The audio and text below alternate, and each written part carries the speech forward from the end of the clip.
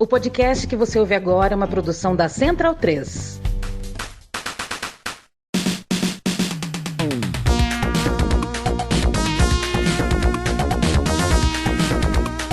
Bem-vinda e bem-vindo ao podcast O Monolito. Eu me chamo Leandro Amin, trago hoje Paulo Vinícius Coelho, o PVC, uma conversa que a gente já queria ter feito há muito tempo, não deu no passado, deu agora, é uma grande alegria ter o PVC com a gente, comigo, aqui no Monolito. Eu convido você não só a ouvir o papo com o PVC, mas também a dar uma olhada, dar um bisu nas edições anteriores, nos episódios anteriores. A gente está começando uma temporada nova depois de um importante hiato, de uma pausa, mas eu tenho certeza que alguns dos episódios anteriores também vai chamar a sua atenção, te agradar de alguma forma, ou o convidado, ou o tema, ou as duas coisas. Mas agora é hora de PVC, vamos ouvir.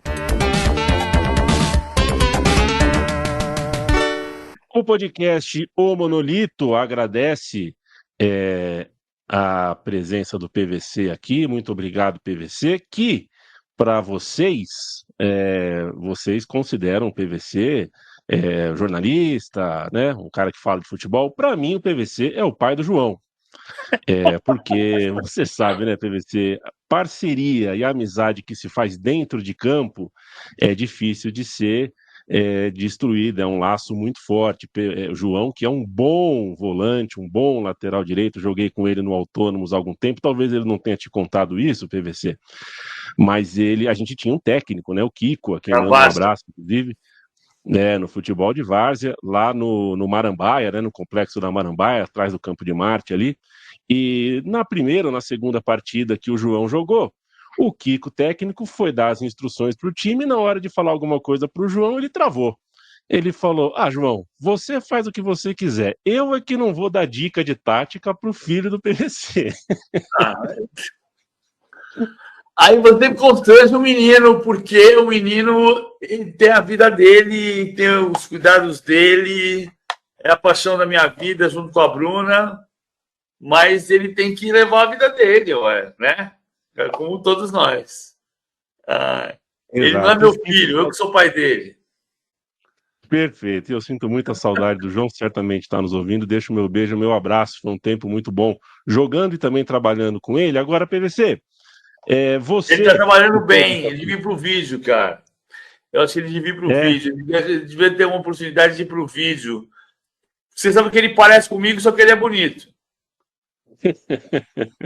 E além disso, ele tem uma cultura, gigantesca e eu acho que ele tem uma capacidade de ir para o vídeo para ser repórter ou para ser apresentador, por exemplo. Não estou falando de ser comentarista necessariamente, mas apresentador, acho que ele tem uma pinta muito... Ele tem muita cultura e ele tem muita boa postura. Em muita coisa, ele é melhor que eu, porque ele puxou a mãe dele. E, bom, não era a pergunta que eu ia te fazer, mas vou fazer, portanto, já que começamos falando do João. Como é que é a noite em que a gente vira pai? Você é pai? Eu não sei. Não sou. Não.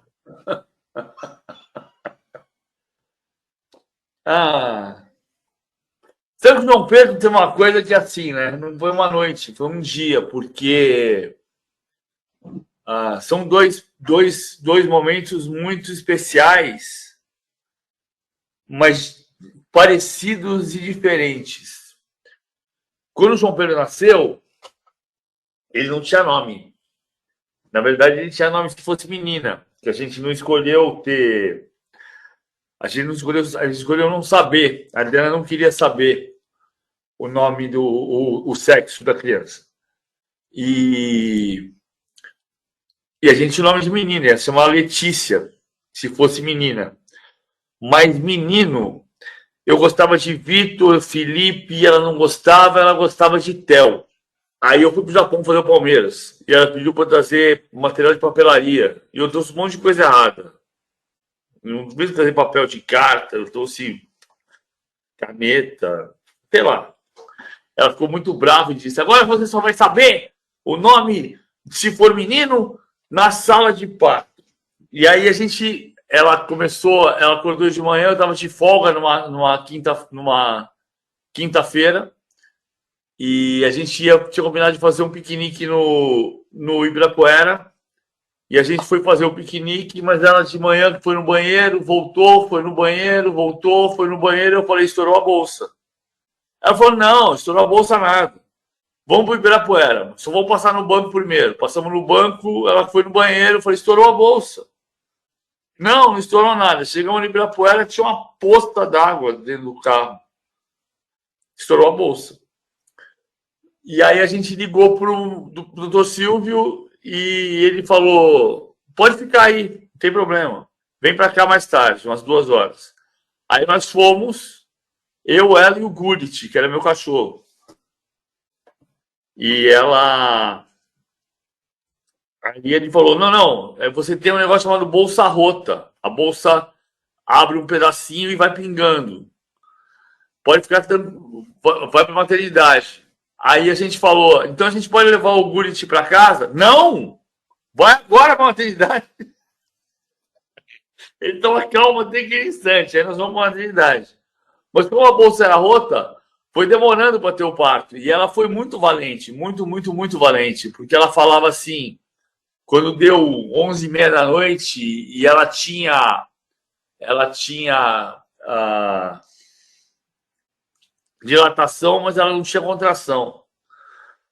E ela falou: se você me der mais meio ponto de anestesia, eu faço ele nascer. E aí, meia-noite, em ponto, coroou, que é o que dizem quando aparece a cabecinha, assim. Meia-noite em ponto, do dia 16 para dia 17. O João Pedro não podia nascer dia 16, porque dia 16 dia 16 de dezembro é uma das datas de fundação do São Paulo e é a data do aniversário do primeiro título brasileiro do Corinthians. Então não podia ser dia 16. Tinha que ser 17. Por isso ele nasceu dia 17 de dezembro, meia-noite e 18. E com a Bruna foi muito parecido. Porque ela tinha a bolsa rota, só que acho que como já tinha o primeiro parto, foi parecido. A gente foi para o Ibirapuera, ficamos andando no Ibirapuera, aí a gente voltou para a maternidade, chegamos na maternidade, tudo na mesma hora, tudo igual, só que ela foi para a sala de parto e eu fui pagar para assistir o parto, e na volta de pagar para assistir o parto, como eu tinha feito da outra vez, o João Pedro nasceu meia-noite e 18. E eu cheguei ali, era tipo 15 para as 8, 10 para as 8. Eu falei: eu vou tomar um café, porque vai demorar. Tomei o café. Quando eu cheguei na sala de parto, o doutor Silvio saiu assim: cadê você? Sua filha está nascendo. Me jogou para dentro da sala de parto e a Bruna nasceu 8h07. 20 horas e 7 minutos do dia 15 de maio de 2003. Você lembra de todas as coisas. Aí você fala assim: e agora, como é que vai ser? Agora vai ser igual. Só que tem uma família. Deve ser muito bom. Deve ser uma sensação realmente muito boa. PVC, você já avaliou nesse tempo, nesses anos todos, milhares de jogadores, times, mas eu vou tentar tirar de você uma avaliação inédita. Lembrando do meu amigo, meu irmão Paulo Júnior, que costuma dizer o seguinte: o pior jogador do seu time era o melhor jogador da escola dele. Quem eram os melhores jogadores da sua escola? Como é que era o futebol na sua escola? Quem era o craque ali que você via na sua infância e fazia uma tabela? Cara, não lembro. Eu acho que eu tinha momentos em que eu era craque da rua e era péssimo no clube. Eu jogava bem com a minha rua, porque provavelmente o nível da minha rua era mais baixo. E jogava mal no clube, porque o nível do clube era mais alto. Mas eu não lembro. Meu irmão jogava bem. Meu irmão Marcos, que mora em Londres, jogava bem, com ponta esquerda, só que destro. Era meio Zé Sérgio, assim. E eu jogava de zagueiro. Eu aprendi a jogar de zagueiro depois. Quando eu percebi que eu já era bom na rua, mas era ruim no clube, eu comecei a jogar de zagueiro. E meu técnico, esse é o craque do time. O meu técnico no clube, no Continental, Parque Clube, no Parque Continental, em 1981, 82, era o Bauer, o gigante do Maracanã. O Bauer foi meu técnico.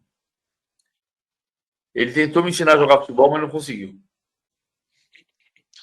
Eu cheguei a jogar pelada com o filho ou neto do Bauer, o Arthur, que inclusive fez categoria de base no São Paulo Futebol Clube.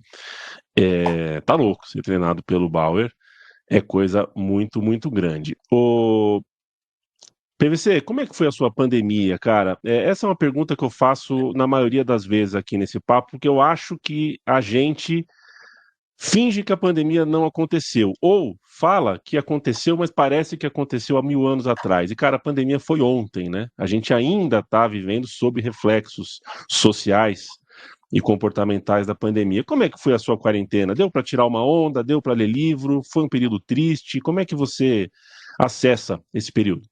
Eu estava sozinho no Rio, que é uma coisa que eu acho que estava resolvida, e hoje em dia minha mulher me pergunta assim, por que você ficou lá?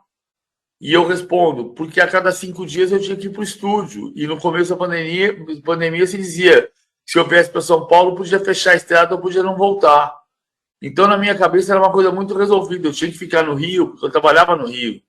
Eu tinha acabado de entrar na Globo. E eu acho que uma parte de não ter dado certo a experiência Globo, não é que não deu certo, eu cobri a final da Copa do Mundo e depois eu pedi para sair. Mas uma parte de ter sido uma experiência frustrada, digamos, uma parte disso foi porque eu cheguei na Globo e 40 dias depois começou a pandemia. E aí eu ficava em casa esperando o dia de ir trabalhar. Minha mulher ficava em São Paulo, minha família ficava em São Paulo e eu ficava no Rio. Aí depois de uns 2 meses e meio, eles pegaram o carro e foram para o Rio passar uma semana. Depois voltaram para São Paulo, já dava para vir. E mesmo assim eu ficava lá, porque eu ia trabalhar cada 3 dias, cada 5 dias, 4 dias eu ia para o estúdio fazer um daqueles jogos aqueles jogos que ele fazia do estúdio, que eram os jogos antigos, Copa do Mundo de 82, Copa do Mundo de 86 e assim por diante. Final de tarde, assim, eu lembro muito que quando dava 5 horas, me dava um desespero de olhar para aquilo, parecia que estava acabando o mundo. E às vezes eu pegava a bicicleta e saía para a rua. Ia para a praia, na Barra. Pegava a bike e ia passear na praia. Sozinho, não estava ameaçando ninguém. Pedalando. E depois voltava para casa. Porque não era para sair para a rua. E hoje eu acho que tem um certo exagero disso, sabe? Do tipo, não é para sair para a rua. Tá, mas espera um pouquinho. Se eu sair de bike sozinho no meio da praia, o que vai acontecer? A gente também, hoje olhando para trás, algumas coisas a gente exagerou. Outras não, tinha que ter isolamento. Evidente que tinha que ter isolamento. Eu não tinha que sair na rua e sair dando beijo na boca de ninguém, né? E não fiz isso. Mas eu saía, no começo eu saía para correr e depois veio uma recomendação de, tipo, as pessoas estão vendo você correr sozinho e não é para sair porque a gente está dizendo fique em casa. Tá certo. Voltei para casa. Enfim. Foi triste. Acho que foi triste para todo mundo. Mas eu fiquei no Rio, minha família em São Paulo. E hoje minha família me cobra um pouco isso. Mas eu achava na época que estava resolvido. Eu tinha que ficar no Rio porque eu tinha que trabalhar. A cada 5 dias ou 4 dias eu ia para o estúdio. A gente está tendo que aprender, a gente como jornalista, né, está tendo que aprender tardiamente, a gente que foi formado em uma década anterior a essa, um tempo anterior a esse, uma coisa que a gente não foi ensinado, nem na faculdade e nem nos primeiros empregos, que é vender o nosso produto, que é participar também dessa etapa de pós-produção, né? É estratégia de rede social, é estratégia de publicidade, é entender algoritmo, é entender coisas que antes não eram, né? Não era algo que a gente tinha que lidar. Só assim que o nosso conteúdo chega mesmo, assim, nas pessoas. Assim, é fato que muita coisa mudou, mas tem uma coisa que não mudou no nosso comportamento, que é o fato de que existem pessoas diferentes, talentos diferentes, habilidades, jeitos de ser, jeitos de lida social, as pessoas funcionam de formas diferentes. E eu digo isso porque existem os tímidos. Eu sou um tímido. Estou aprendendo, Também. quer dizer, né? Com o passar dos anos, aprendi a falar no microfone, abrir câmera, e imagino que você também seja um tímido. E aí a minha pergunta é essa: como é que a gente protege os introspectivos do jornalismo, que muitas vezes escrevem pra cacete ou têm ideias ótimas, mas que estão colocados, às vezes, em um contexto onde eles têm que ser solares, efusivos, sorridentes, vender o próprio trabalho, inchar o peito. E, enfim, a nossa profissão não é feita só dessas pessoas, né? Não, mas eu acho que assim, eu acho que esse problema é antigo, esse problema não é novo, Yamin. Esse problema é um problema que eu tinha quando eu tinha 18 anos de idade e comecei a escrever. A meter a cara em redação e pedir emprego. E eu aprendi a tentar não ser tímido como jornalista, porque eu precisava trabalhar. Então eu tinha que meter a cara e perguntar, mas escuta, quanto você fatura? Quanto você ganha? O que você faz? Como você faz isso? E a gente aprende a fazer isso. Eu não gosto muito, e na verdade eu sou tímido na tentativa de fazer negócio com as minhas redes sociais.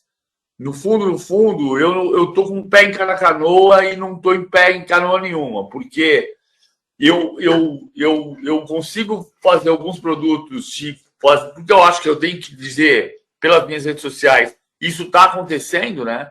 Eu fiz 2 campanhas de final de Champions League da Heineken, eu fiz Outsider Tours, fiz coisas importantes assim de rede social, campanha de Novembro Azul, coisas importantes e coisas legais.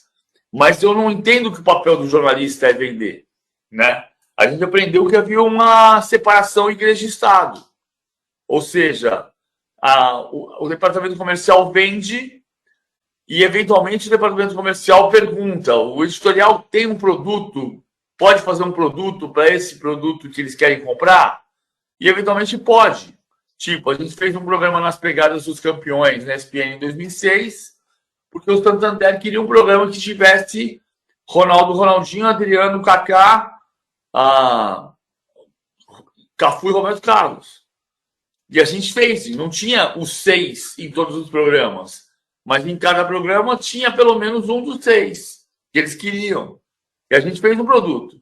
Isso era, o comercial vendia e o editorial fazia, mas o editorial não ganhava dinheiro com isso, ganhava um salário. Hoje está diferente, mas ao mesmo tempo, isso cria uma geração promíscua, uma certa promiscuidade, né? Do tipo, uma marca me manda uma camisa e eu aceito o que era jabá, que virou recebido. E aí? Como é que é essa relação? É verdade que a relação fonte e jornalista sempre foi a coisa mais delicada no mundo. Ela sempre variou assim. De dia você tá. Uma semana você é amigo do cara, numa semana você está distante do cara, na outra semana ele acha que é seu amigo. E você traz a relação e traz ela para cá, que é fio da navalha. Sempre tem que ser fio da navalha. Mas quando você passa a ter uma relação comercial, como é que vira fio da navalha? Se você recebe dinheiro da fonte, da fonte não, mas de alguém que está te pagando para falar sobre um produto. Não é função do jornalista profissional que a gente conheceu. Entendeu? Então é uma relação muito delicada. E em meio a isso, vem esse discurso dessa palavra vazia, chamada entretenimento, que não quer dizer nada. Tudo é entretenimento. Ler um livro é entretenimento. Me entretém. Ver um filme no cinema é entretenimento. Ler jornal domingo de manhã é entretenimento. Mas você fala assim, não. É entretenimento. Como se entretenimento fosse ver o programa do Luciano Huck e o jogo às 4 da tarde de domingo. E não é isso. Ver um jogo às 4 da tarde de domingo, para mim, é muito mais do que entretenimento. É minha vida. Então, que nome você dá para isso? Sabe, entretenimento é igual você dizer, uma mulher vê um homem na rua e diz, nossa, que homem interessante. É interessante o que ele é bonito ou feio? Ele é inteligente ou burro? Interessante é uma palavra que não se compromete, entendeu? É uma palavra que não compromete nada. O que ela quer dizer? Olha que gostosão. Não, não é isso, não. É interessante. É um jogador interessante. Ele é bom ou ruim? Entende? São palavras. Você é o mundo do não comprometimento, do não compromisso. Não tenho nada a ver com isso. Mas eu quero vender. Isso é muito perigoso. Porque imprensa é base da democracia. E não existe imprensa sem compromisso.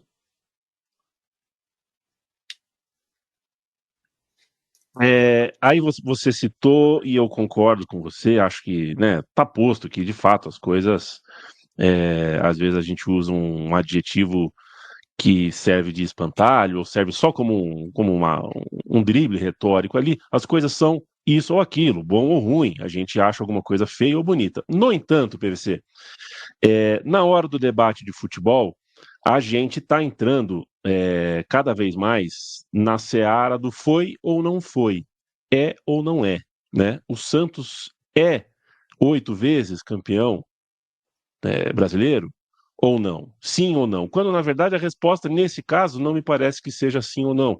A resposta é entender a história, né? Veja você, um exercício que eu estava brincando um dia desses.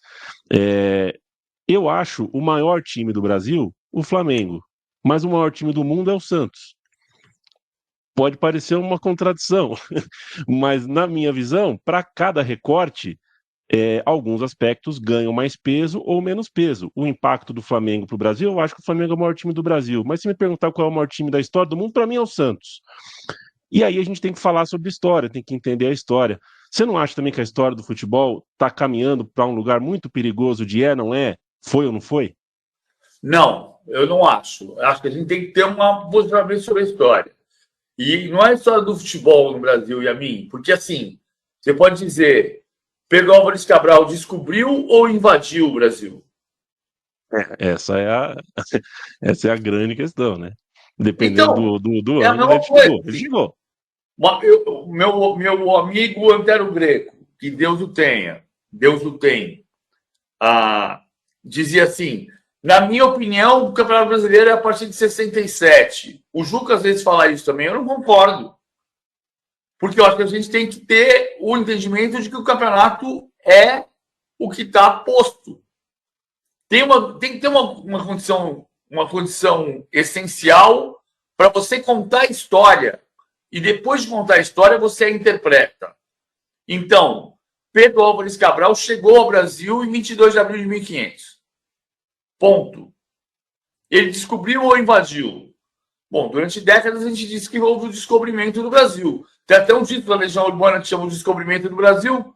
E outro dia eu disse, quando Pedro Álvares Cabral descobriu o Brasil, tiraram uma onda de mim. Descobriu, kkkkkk. Mas a gente aprendeu a história, o descobrimento do Brasil. E aí você fala, não, a invasão do Brasil. Ok, mas Pedro Álvares Cabral chegou aqui dia 22 de abril de 1500, não foi? Então tá, olha aqui. Isto posto, um segundo. Olha só. Continuo falando com você aqui. Esse livro aqui que eu discuto muito ele. O dossiê Unificação dos Brasileiros a partir de 59. Bom, eu sempre fui contra a unificação. Sempre fui contra a unificação. Mas unificou. E esse livro foi parte do processo de unificação. E durante o processo da unificação, eu debati com o Dir Cunha, que é um dos autores do livro, debati em programas de rádio, perguntavam, consultavam, vamos fazer um debate? Vamos. Ele debatia a favor e eu debatia contra a unificação. E eu acho que há argumentos a favor e contra a unificação. Mas eu perdi o debate. Democraticamente, eu perdi o debate. Por uma questão política também, porque os clubes foram à CBF e conseguiram a unificação, mas o fato é que eu perdi o debate. Enquanto eu debatia contra a unificação, o que foi que eu fiz? Eu comprei o livro, li o livro, entendi um pouco mais da história que eu já conhecia e contratei um cara para pesquisar e colocaram no meu Excel todas as fichas de todos os jogos de Taça Brasil e Robertão. De um modo que hoje eu tenho, concordando ou discordando, eu tenho a base de dados, eu tenho todas as fichas técnicas de todos os jogos de Campeonato Brasileiro, como a CBF reconhece, de 37 a 2025. Todos. Que é uma ficha? Fluminense e Fonseca, 8-0 em 2060. Terceira maior goleada da história do brasileiro. Empatado com o Flamengo e Vitória ontem. Tem aqui. Que é a ficha a gente pega. Por quê? Porque eu fui atrás da informação. Não importa se eu concordo ou se eu discordo, importa que é.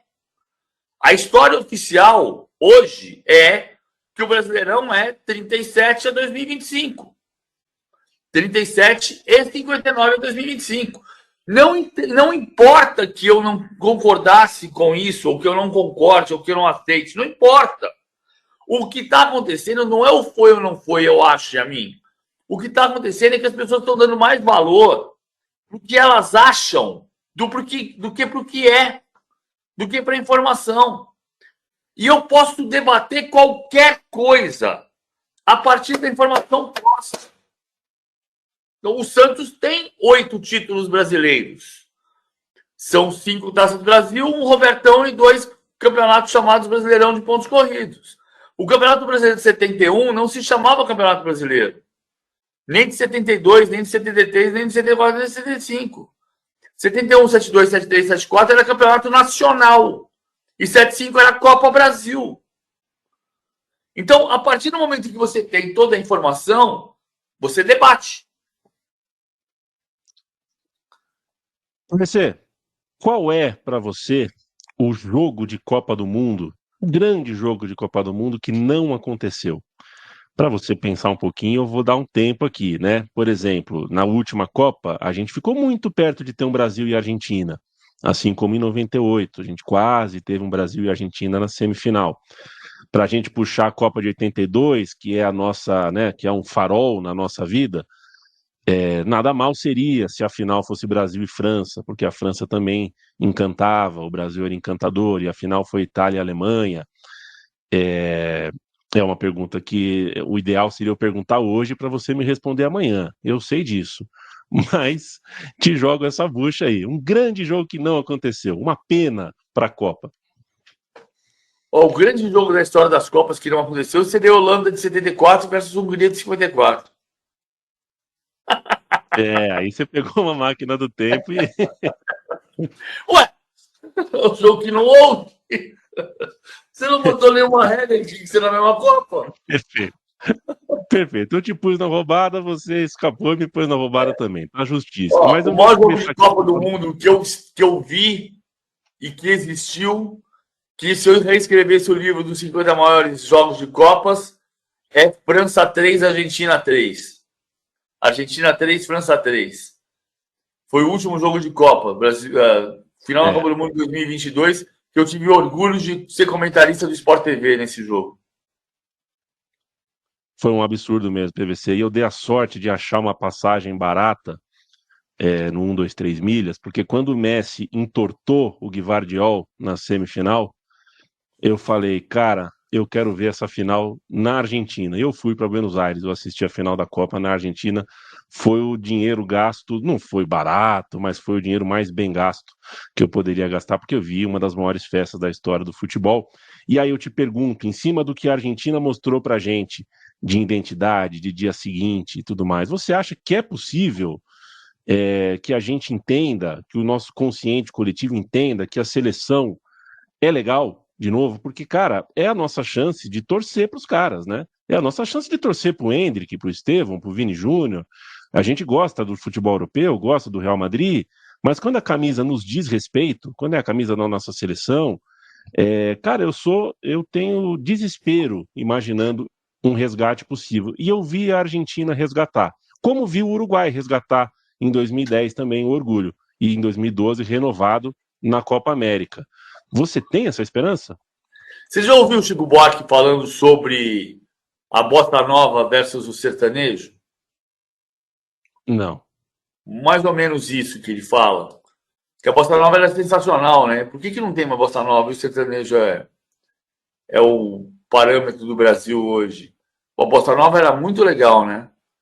Mas era num tempo em que quem mediu o gosto do país inteiro era a Zona Sul do Rio. Era o rico. Quem é que disse que a gente não tem mais relação com a seleção? Quem está no escritório na Faria Lima.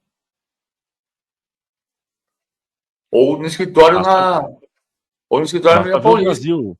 Basta ver o Brasil jogando contra a Bolívia e no Pará, né? É sempre uma loucura, né? Na porta do hotel, nos treinos. Então, quantos Brasis existem dentro do Brasil, Yamin? Para eu determinar que o Brasil não gosta mais da seleção brasileira. Quem está determinando isso é quem determinava que a bossa nova era o gosto nacional. Entendeu? Hoje, né, PVC? Porque se pensar bem, acho que até o time de 94 sofreu um pouco com isso de maneira... o que saía no jornal não era bem o que o Brasilzão sentia por aquele time. Tô errado? Nem 2002, nem 94, nem 2002, nem 70, se bobear. Em 58, quando a seleção brasileira foi embora para a Suécia, a torcida do Corinthians queria Luizinho Pequeno Polegar e gritava Corinthians no Pacaembu, não gritava Brasil. Brasil e Corinthians. Hoje em dia, a torcida gosta mais do clube do que da seleção. Sempre gostou. Isso é óbvio.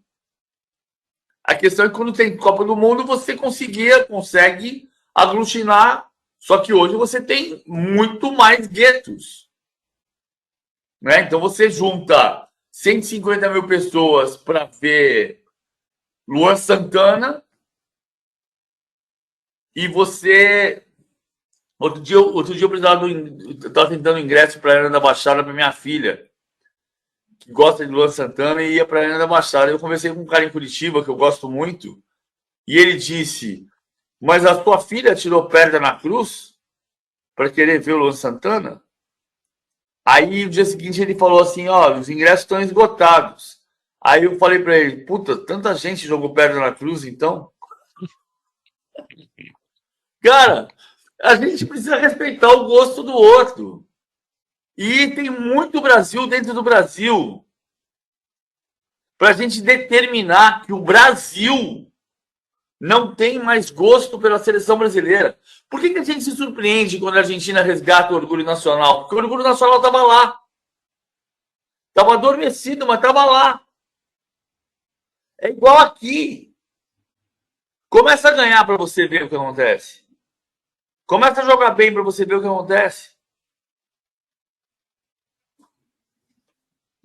Não só concordo com você, como acho que falta pouco, viu, PVC? Falta pouco. Lembrar que Copa do Mundo é 10 dias de encanto, cara. Você chega nas quartas de final de qualquer jeito e tem 10 dias de encanto e a coisa se resolve. PVC, muito obrigado por conversar comigo. Muito obrigado por estar aqui com o Monolito.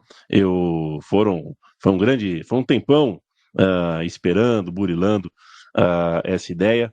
E que bom que você está aqui. É um prazer falar contigo e agradeço a companhia, não de agora, dessa última meia hora aqui, mas são muitos anos ou te ouvindo, ou te lendo, ou dividindo algum trabalho, ou se encontrando lá no referências.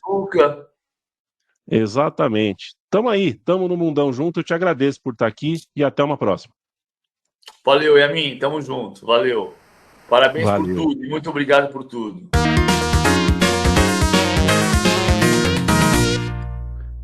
Paulo Vinícius Coelho, muito, muito, muito obrigado, PVC, amigo da casa, amigo de longuíssima data da Central 3. É uma honra ter o PVC por aqui e uma honra saber que você ficou na minha companhia, na nossa companhia, na companhia da Central 3 nesse tempo todo. A gente volta daqui 2 semanas com um episódio novo. Enquanto isso, visite nossa cozinha em central3.com.br e no seu agregador preferido de podcasts. Olhe o que tem nos outros episódios de O Monolito.